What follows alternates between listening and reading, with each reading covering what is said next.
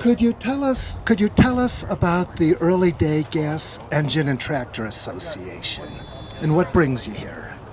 Well, the Ag Show was what brought us onto it, and the association is a national association, and we're branch 248 of Central Oregon. We have about 40 active members. We love to preserve and show and display the old equipment, and so that people can get an idea of the way it used to be. Now we've got tractors all around us as the way it is today, but this is what they had to do in the old days. And as you'll see, the stuff is still functional, and it's a lot of fun to enjoy and to scrounge them up out of the scrap piles and try to sand them up and get them pretty, or leave them in their natural patina, which is a lot of these are that way. But that's what we do. And how old are some of these pieces? A lot of them are they're in the late 1800s. The majority of stuff we see here today is in the early 20s, teens and 20s. And the variety, what are some of the functions? What's the purpose of some of these pieces? I would have to say that the main job that most of them did was pump water.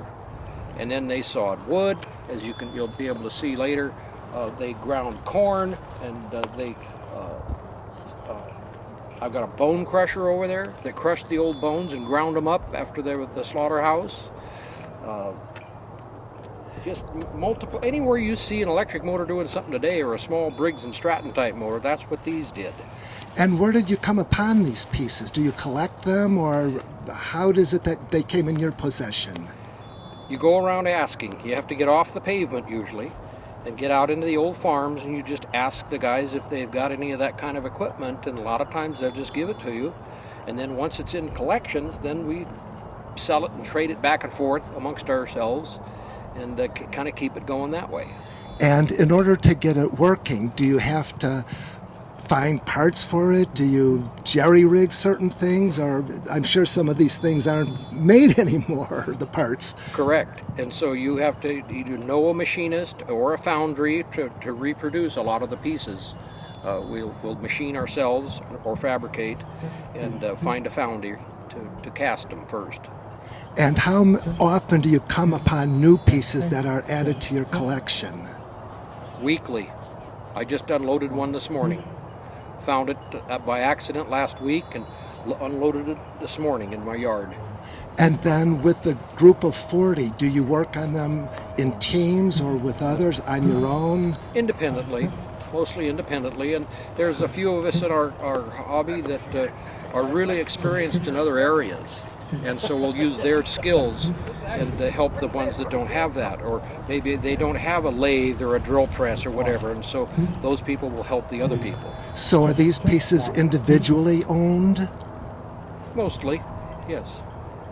Are there any particular pieces that you just love to come across that would help complete your set? Always. There's always that rare engine, the hen's tooth, that you just never see, and when you find one of those, why, it's really fun. I would imagine that the hunt itself is a lot of fun. Oh yeah, the hunt itself is fun. You meet a lot of interesting people. Thank you very much. You bet. See what I mean? That's good stuff. Did I do good? Yeah, so I think so. Yeah. You can get a hard R enough. But I've got Photoshop. Right here, check. I can go down to Redwood. He said it only goes 300 feet. I'm pretty sure I'm past that. This was shining in the grass, and it